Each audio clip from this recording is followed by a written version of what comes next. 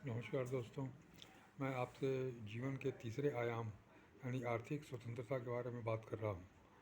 आर्थिक स्वतंत्रता का मतलब कि पैसे की समझ से हमें जानकारी ये मिलनी चाहिए कि पैसा हमारे लिए कैसे काम कर सकता है। अभी तक हमने ये सीखा है कि पैसा के लिए हम कैसे काम कर सकते हैं। जो भी हम पढ़ाई लिखाई करते हैं, जो भी हम डिग्री लेते हैं, क्वालिफिकेशन लेते हैं, उसमें एक उसका ध्येय ही रहता है कि हम एक अच्छी नौकरी पालें और वहाँ से पैसे पाएँ हम। ये हमारी समझ है, ये हमारी सोच है। ये लंबे समय से चली आ रही है, पीढ़ी दर पीढ़ी से ये सोच चली आ रही है। इसी से हम प्रभावित हैं। लेकिन इसमें समस्या ये होती है कि इस पैसा, जैसे हमने आपको बताया कि पैसा जो है वो हमारे मेहनत के हिसाब से, हमारे समय के हिसाब से मिलता है, हमारे क्वालिफिकेशन और अनुभव के आधार पर मिलता है, हमारी इच्छा के हिसाब से नहीं मिलता। हम जितना चाहें, हमारी जितनी ज़रूरतें हैं उस हिसाब से पैसा नहीं मिलता। हमारी इनकम एक्सपेंडेबल नहीं होती बल्कि फ़िक्स्ड होती है, उसमें बहुत कम परिवर्तन होता है। लेकिन हमारी ज़रूरतें बढ़ती आती हैं, महंगाई बढ़ती आती है, अपने खर्चे बढ़ते जाते हैं, शौक़ की चीज़ें बढ़ती जाती हैं, इसलिए ये पैसे हमेशा हमारे लिए कम पड़ते हैं। ये सबसे अधिक समस्या हमारे पैसे की होती है जीवन में। हम जीवन में पैसे को बहुत बड़ी समस्या मान लेते हैं। लेकिन जो विशेषज्ञ हैं, जो पैसे के जानकार हैं, वो ये बोलते हैं कि अगर हम पैसे की सही जानकारी लेंगे तो ये समस्या हल हो जाएगी। इसके लिए कुछ पुस्तकें मैं आपको रिकमेंड करूंगा। इसमें एक बहुत बड़े वित्त विशेषज्ञ, मतलब वो व्यापारी हैं, इन्वेस्टर हैं और उद्योगपति हैं, रॉबर्ट टी कियोसाकी। उन्होंने पैसे के बारे में बहुत सारी किताबें लिखी। सफल तो बहुत सारे लोग हुए हैं अलग अलग क्षेत्रों में, लेकिन किसी ने ऐसी किताब नहीं लिखी, पुस्तक नहीं लिखी, अपने अनुभव को पंजीबद्ध नहीं किया।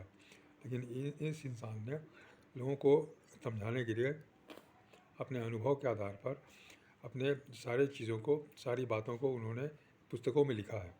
उनकी कई पुस्तकें हैं, उसमें कुछ पुस्तकें बहुत ही प्रमुख हैं, बहुत ही महत्वपूर्ण है और हर इंसान को पढ़ने लायक है वो, या पढ़ना आवश्यक है। पहली किताब है rich dad poor dad. Rich dad poor dad जो है वो उन्हें जीवन की कहानी लिखी है कि बचपन से उन्हें क्या सिखाया गया और फिर वो जब बड़े हुए, नौकरी किया, उसके बाद फिर व्यवसाय किया, उसमें उनको क्या सिखाया गया, दोनों में क्या अंतर था, दोनों शिक्षा में, दोनों ट्रेनिंग में क्या अंतर थी, इसके बारे में उन्होंने बताया। दूसरी किताब उन्होंने लिखी है cash flow quadrant. Cash flow quadrant में उन्होंने ये बताया कि कैश फ्लो के आधार पर या इनकम के तरीके के आधार पर कितने तरह के लोग होते हैं, कितने ग्रुप्स होते हैं। इसके बाद एक उन्होंने लिखा 21st सेंचुरी बिजनेस, 21वीं सदी का व्यवसाय। उन्होंने 21वीं सदी के बारे में यह कहा था कि एक टेक्नोलॉजिकल एज होगा और इसके कारण जो पारंपरिक व्यवसाय हैं तो बहुत बदलाव आएगा या वो बंदी के कगार पर चले जाएंगे। नौकरियों में भी उन्होंने कहा कि नौकरियां भी नहीं मिलेंगी, नौकरियों का भी हमको विकल्प ढूंढना पड़ेगा। इसलिए उन्होंने ये बताया कि 21वीं सदी में टेक्नोलॉजिकल एज में हम किस तरह का व्यवसाय हमें करने के लिए अवसर मिलेगा और उस व्यवसाय को हम कैसे कर सकते हैं। इसके बाद उन्होंने एक और किताब लिखी बिज़नेस स्कूल। बिज़नेस स्कूल में उन्होंने बिज़नेस की परिभाषा बताई, बिज़नेस को सही ढंग से करने का तरीका बताया है। इस तरह से बहुत सारी पुस्तकें उनकी हैं जो कि हम लोग पढ़ते रहते हैं और यह आवश्यक है पढ़ना। और पढ़ने के बाद आपको खुद लगेगा कि इस किताब की ज़रूरत हमें बहुत पहले से रही है, हमारे जीवन में रही है। अगर ये पुस्तकें पहले से मिली होती तो शायद हमारे जीवन में पैसे की इतनी बड़ी समस्या नहीं होती। जैसे समय बीतता जा रहा है वैसे वैसे पैसे की समस्या बढ़ती आ रही है, क्योंकि हमारी सोच जो है पैसे के प्रति सही नहीं है। हम पैसे को अपने पूर्वाग्रह के नज़र से देखते हैं। पैसे के बारे में हम ये सोचते हैं कि पैसा हमारे लिए सबसे बुराइयों की जड़ है। पैसे को हम नेगेटिव वे में सोचते हैं, हालांकि पैसा हम सबको चाहिए। पैसे के बिना हमारा कोई काम नहीं चलता है। हम पैसे के पीछे भागते हैं, पैसे के लिए काम करते हैं, पैसे के लिए बात करते हैं, सारी बातचीत हमारी पैसे पर आधारित होती है। लेकिन हम पैसे को बुरा समझते हैं। हम ये समझते हैं कि पैसे से लालच पैदा होता है। लालच पैसे से नहीं पैदा होता बल्कि हमारी सोच से पैदा होता है।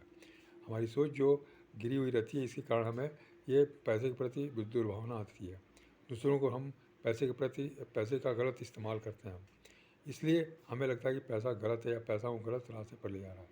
जबकि ये सही बात यह है कि पैसा एक निष्क्रिय चीज़ है, हम जैसे चाहें उसका उपयोग कर सकते हैं, वो उसमें सहायता देता है। दूसरी चीज़, पैसे के बारे में हमारी जानकारी सही नहीं है।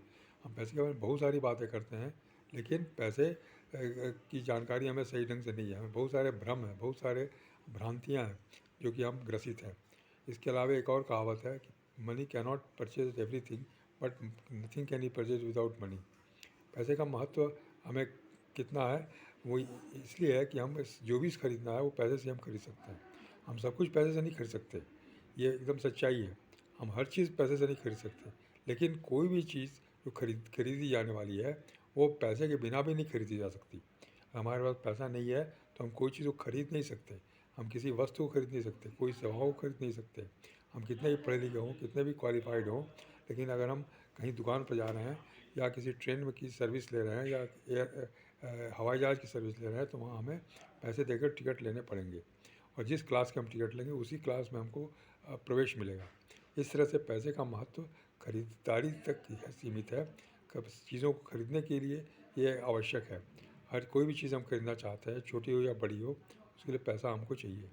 इसलिए पैसे का महत्व एक सीमा के अंदर है। बस पैसा सब कुछ नहीं है, लेकिन पैसा बहुत कुछ है। पैसा के बिना हम काम नहीं कर सकते, हमारा जीवन नहीं चल सकता, ये भी एक सच्चाई है। इसलिए पैसे के बारे में जानकारी लेना बहुत आवश्यक है।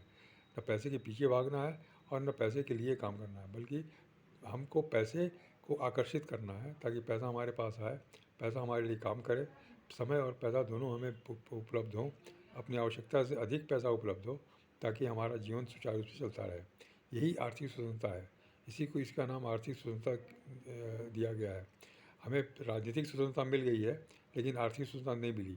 इसीलिए हम आज भी गरीब हैं या गुलाम हैं। हम भी आज नौकर हैं, आज हम नौकर की श्रेणी में हैं, मालिक की श्रेणी में नहीं है।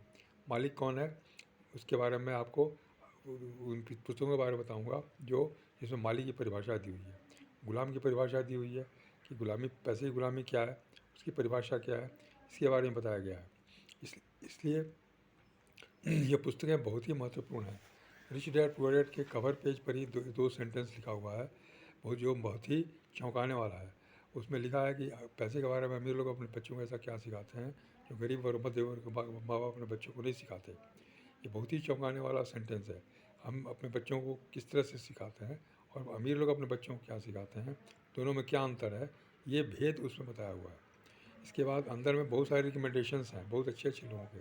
उसमें एक रिकमेंडेशन ये है कि अगर आपके घर में 8 से 9 साल का बच्चा है तो उसे ये पुस्तक अवश्य पढ़ने को दीजिए। अगर वो नहीं पढ़ता है तो उसे पैसे की रिश्वत देकर पढ़ाइए, उसे लालच देकर पढ़ाइए, लेकिन पढ़ाना ज़रूरी है। आप ये सोच लीजिए कि 8 से 9 साल के बच्चे के लिए पुस्तक अगर महत्वपूर्ण है तो हमारे लिए पुस्तक कितनी महत्वपूर्ण होगी। इसके बाद एक और उसमें एक रिकमेंडेशन दिया हुआ है कि काश कि मैंने ये पुस्तक 20 साल पहले पढ़ी होती, अपनी जवानी में पढ़ी होती, तो शायद हमारी ज़िंदगी कुछ और होती। ये भी एक बहुत महत्वपूर्ण चीज़ है। हमें जो चीज़ें सही समय पर मिलनी चाहिए, अगर नहीं मिलती है तो हमारा जीवन जो है वो दुखी हो जाता है, परेशानी से युक्त हो जाता है। सही समय पर सही अगर जानकारी मिल जाती है तो हमारा जीवन समस्याओं से बच सकता है, मुश्किलों से बच सकता है। इसलिए ये पुस्तकें जो हैं आज हमें मिल रही हैं 2000 के दशक में, 21वीं शताब्दी में मिल रही हैं, लेकिन हमें इसका लाभ अवश्य लेना चाहिए। सुनर इज़ बेटर। जब भी हमको आवश्यकता, जब भी हमें ये खबर मिली, वैसे ही हम उस खबर का इस्तेमाल करें, उसको अपने पक्ष में देखें और इसका इस्तेमाल करें तो हमें फ़ायदा होगा। इसलिए ये सभी पुस्तकें बहुत ही महत्वपूर्ण हैं। मैं आगे आपको हर पुस्तक के बारे में कुछ कुछ बताऊँगा और जिससे कि आपको अच्छी जानकारी मिलेगी। इन पुस्तकों को पढ़ना बहुत ज़रूरी है, क्योंकि वो सब चीज़ें यहाँ नहीं बताई जा सकती, लेकिन आप पढ़ेंगे और बार बार पढ़ेंगे तो आपको बहुत सी सच्चाइयों का पता चलेगा जो हमें पता नहीं है, और हमारी सोच जो है बदलती जाएगी, हमारी सोच में परिवर्तन आएगा। हम पैसे के प्रति निर्लिप्त हो जाएंगे, पैसे के प्रति हम आकर्षित नहीं होंगे, क्योंकि पैसा को हम आकर्षित करेंगे। हम पैसे के प्रति निवृत्त हो जाएंगे, हमारा लालच, हमारी जो दुर्भावना है पैसे के कारण, वो दूर हो जाएगी। हम दूसरों को पैसे दे सकते हैं, पैसे से मदद भी कर सकते हैं। हमारे पास इतना पैसा लगातार आता रहेगा कि हम जो चाहें सो पैसे से कर सकते हैं। ये हमारी इच्छाओं पर डिपेंड करेगा। और खर्चे से ज़्यादा इनकम हम कैसे बढ़ा सकते हैं, इसके बारे में भी आपको इस पुस्तक के थ्रू बताया जाता है। इसलिए मैं आपसे अनुरोध करता हूँ कि इन पुस्तकों को ज़रूर पढ़ें। इनका नाम मैं आपको जैसे बताया, rich dad poor dad, cash flow quadrant, business school, 21वीं सदी का व्यवसाय। और एक और किताब है जो बर्क हेजेस की किताब है, वो कॉपी कैट मार्केटिंग 101। प्लस एक और किताब है पैराबोल ऑफ पाइपलाइन। ये नई शिक्षा, नई तरीके से पैसा कमाने का की पुस्तकें हैं। हम नए तरीके से, पारंपरिक तरीके से हट करके हम पैसा कैसे कमाएं।